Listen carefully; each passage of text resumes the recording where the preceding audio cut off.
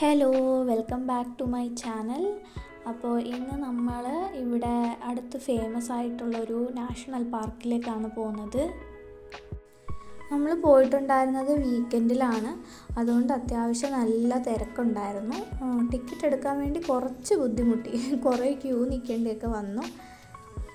ഒരുപാട് നടന്ന് കാണാനുള്ളത് കൊണ്ട് തന്നെ നമ്മൾ വിചാരിച്ച് എന്തെങ്കിലും ഫുഡൊക്കെ കഴിച്ചതിന് ശേഷം ബാക്കിയൊക്കെ കാണാമെന്ന് വിചാരിച്ചു. അങ്ങനെ നമ്മൾ ഫുഡ് ഓർഡർ ചെയ്തു. ഇത് അതിനകത്ത് തന്നെയുള്ള റെസ്റ്റോറൻറ്റിൽ നിന്ന് തന്നെ ഓർഡർ ചെയ്തത് കേട്ടോ.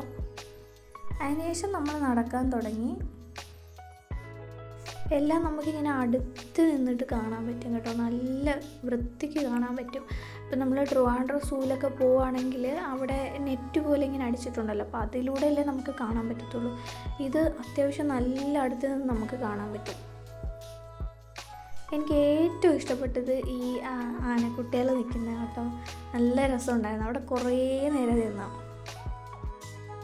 പക്ഷേ ലയൺ കിടക്കുന്നിടത്ത് നമുക്ക് വീഡിയോ ഒന്നും കറക്റ്റായിട്ട് എടുക്കാൻ പറ്റിയില്ല. റോക്സ് ഇങ്ങനെ ഇരിക്കുന്നത് കൊണ്ട് തന്നെ ഒരു വ്യൂ കിട്ടിയില്ല.